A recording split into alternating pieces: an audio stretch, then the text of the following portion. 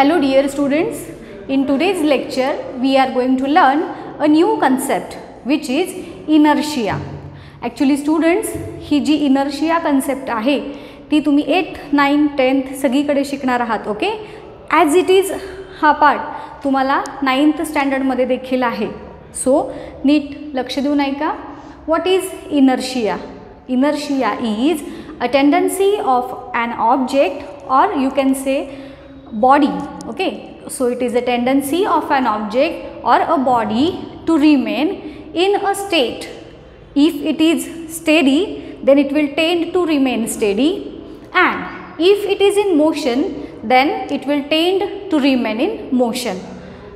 Object ज्या पोझिशनमध्ये आहे त्या पोझिशनमध्ये राहण्याची त्याची टेंडन्सी, त्याला म्हणायचं इनर्शिया. आलं लक्षात? So the first concept is inertia. What is inertia? Tendency of an object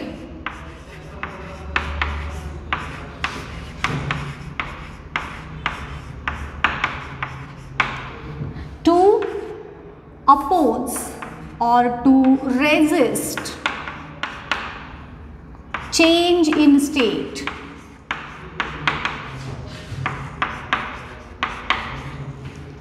Object is having tendency to resist or to oppose the change in state, and that tendency is inertia. Suppose if you switch on a fan, when the fan is steady, when it is not moving, then if you on the button, then the fan will start rotating, isn't it?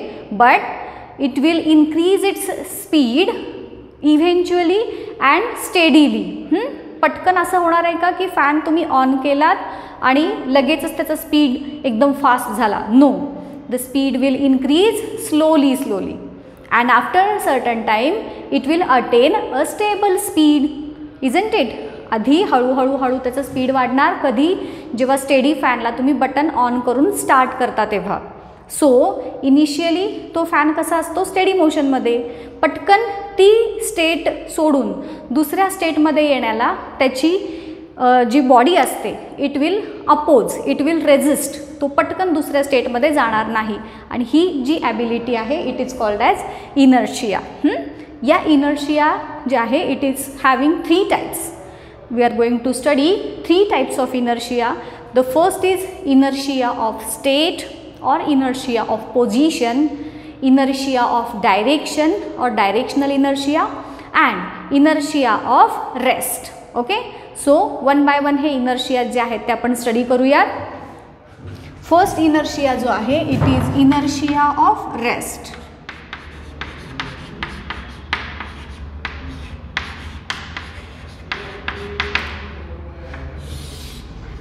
What does it mean? What you indicate or what you understand from the name, that it is the inertia due to which an object will tend to remain in a steady state. Rest means it is in a steady state. So in this type of inertia, the particular object tends to remain in a steady state of motion. It will not tend or it will not easily move from the state of rest. जसं की एखादा steady, कोणतंही steady object असेल तर ते ह्या inertia of रेस्टचं example तुम्ही सांगू शकता. सपोज आपण रनिंग रेस ऑर्गनाईज केली. जेव्हा तुम्हाला पळायला सुरुवात करता तुम्ही, तर असं होत नाही तुम्ही इझिली मोशन मध्ये जाता. हळूहळू तुमचा स्पीड वाढत जातो. फॅनचं एक्झाम्पल मी तुम्हाला सांगितलं. सो हे जे सगळे एक्झाम्पल्स आहेत, किंवा कोणतंही तुमचं वॉशिंग मशीन घ्या, पटकन फिरतं. जेव्हा सुरू करता तुम्ही तर त्या हळूहळू त्याची वेलॉसिटी इन्क्रीज होते. So all these examples are of inertia of rest. So how you will going to define this inertia of rest? That it is the inherent property. Inherent property म्हणजे त्या ऑब्जेक्टमध्ये असणारी property due to which that particular object resists to change in state of rest. State of rest पासून दुसऱ्या स्टेटमध्ये जाण्याला resist करण्याची और अपोज करण्याची कोणत्याही ऑब्जेक्टची टेंडन्सी त्याला म्हणायचं इनर्शिया ऑफ रेस्ट. आलं लक्षात? So let us write the definition. It is the inherent property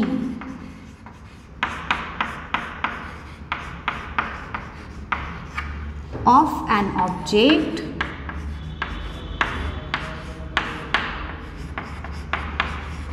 due to which it opposes to change in state of rest. Students, तुम्ही इथे कुठेही लर्न करून हे डेफिनेशन नाही लिहायची आहे. तुम्ही आधी हे समजून घेतलं का बघा की इनहेरंट प्रॉपर्टी म्हणजे त्या वस्तूमध्ये असणारी property because of which it opposes to change in state of rest.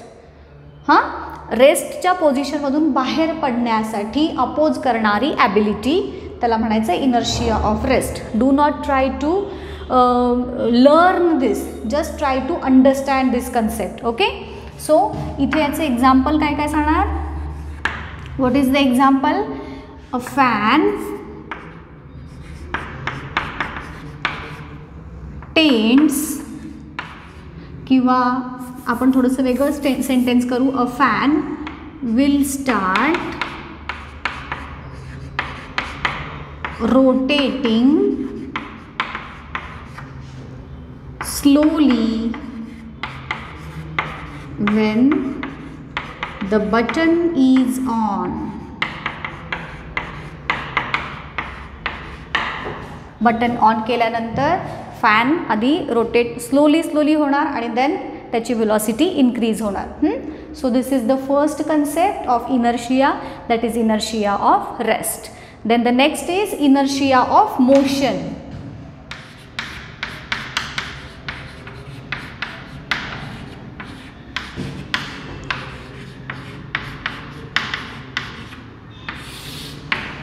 आता याच्या अपोजिट असणार आहे ही टेंडन्सी. इथे काय होतं, object was a steady and it was opposing to move from the steady state. Now in this type of inertia the object will be in motion and it will oppose to stop from that particular motion.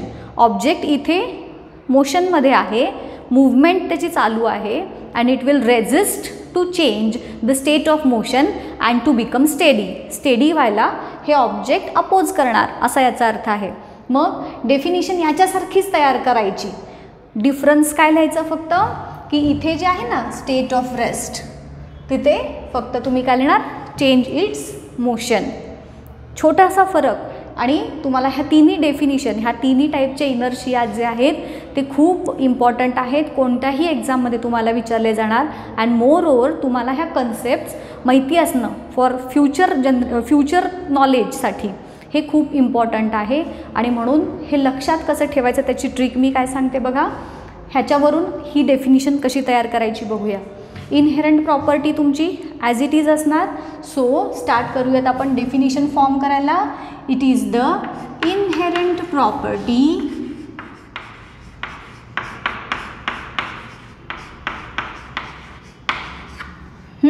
of an object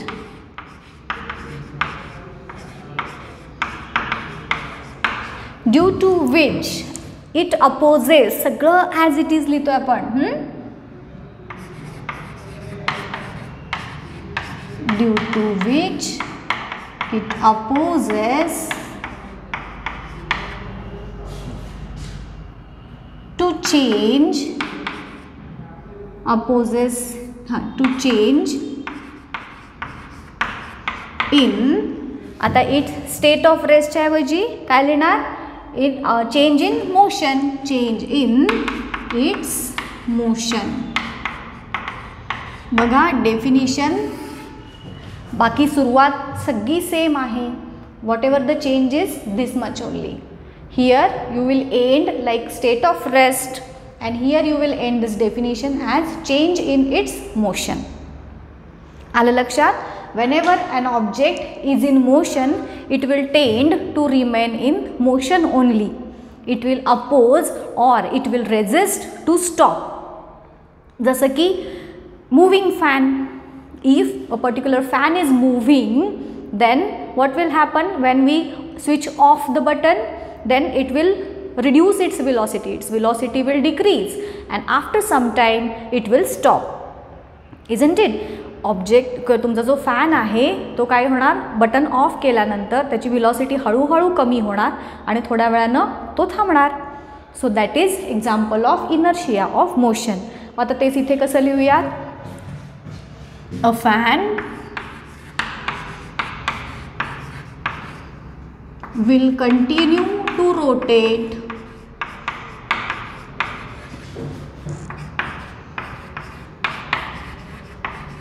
for a while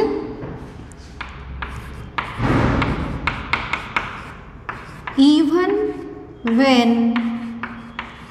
the button is switched off.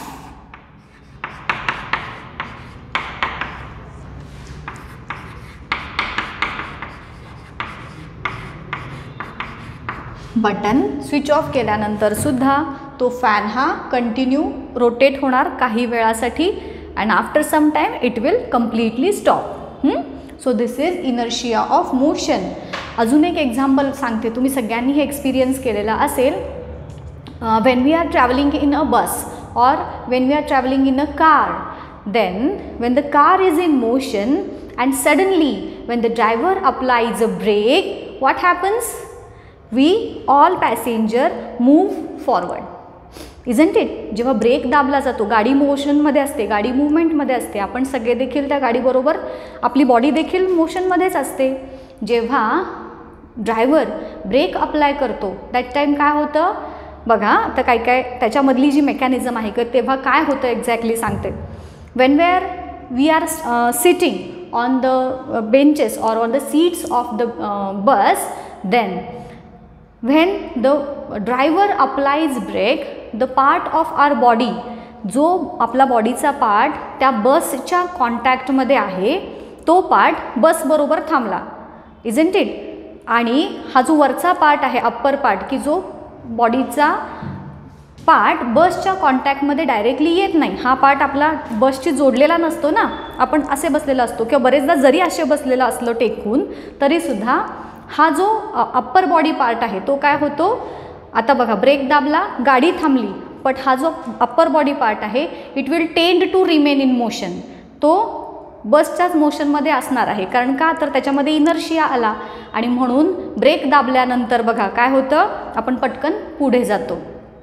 Same happens inertia of रेस्टमध्ये. तुम्ही हे example देखील सांगू शकता ह्याच्या opposite काय की बस जेव्हा स्टेडी असते ओके आणि जेव्हा स्टार्ट करतो ड्रायव्हर तेव्हा आपण एकदम मागे जातो.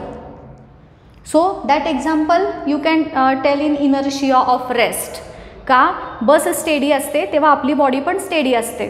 Wien the driver starts the bus, the part upper part of our body which will tend to remain in a steady state. आणि म्हणून काय होतं, जो पार्ट आपल्या बॉडीचा बसच्या कॉन्टॅक्टमध्ये आहे it will attain motion, whereas the upper part of the body will tend to remain in steady state. आणि म्हणून आपण मागे जातो बस स्टार्ट केल्यावर.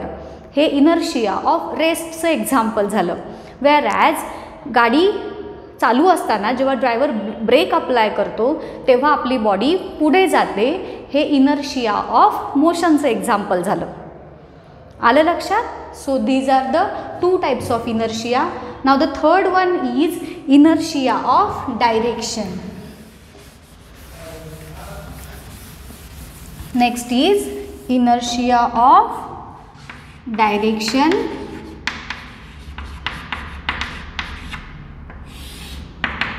Again the definition will be same and the change will be here only. So as it is आपण लिहूया तिथे, the inherent property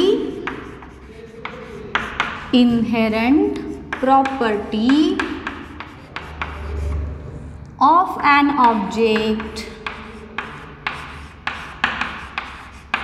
due to which it opposes to change in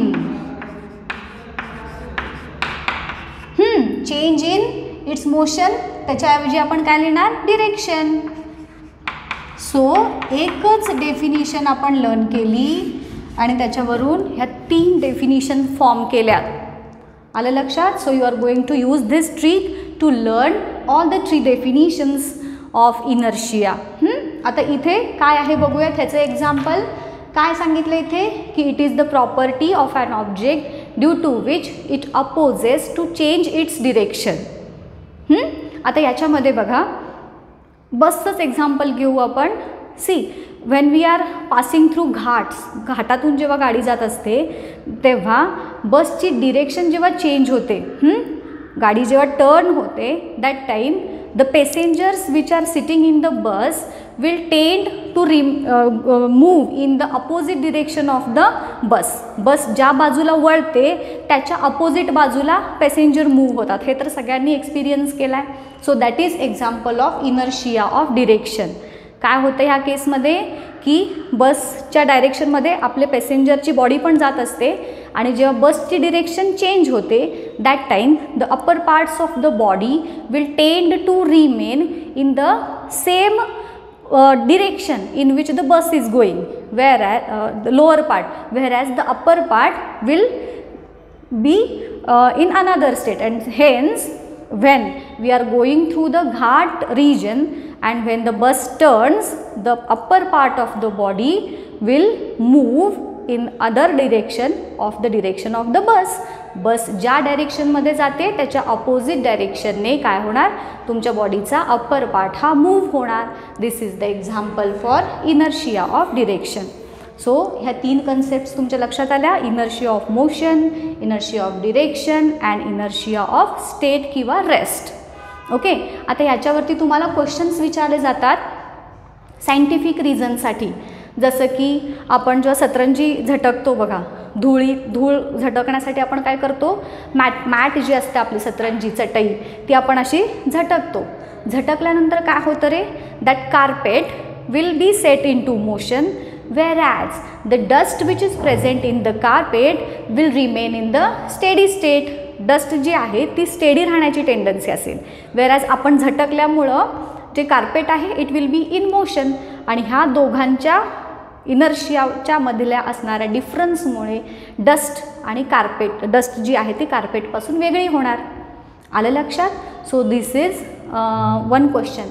again तुम्हाला असा पण प्रश्न विचारला जाऊ शकतो जे मी तुम्हाला आता एक्झाम्पल सांगितलं की why we get a jerk, why we get a forward jerk when a bus is applied brake, और when a bus starts why we get a backward jerk. अशा प्रकारचे सायंटिफिक रिझनचे क्वेश्चन्स तुम्हाला याच्यावरती विचारले जातात. सो ही concept तुम्हाला इनर्शियाची व्यवस्थित कळाली असेल. आता याच्या पुढच्या पार्टमध्ये आपण प्रेशर, फोर्स ह्या काही स्पेशल अशा कन्सेप्ट्स आहेत की ज्या एकमेकांशी इंटर रिलेटेड आहेत त्या बघणार आहोत. ओके.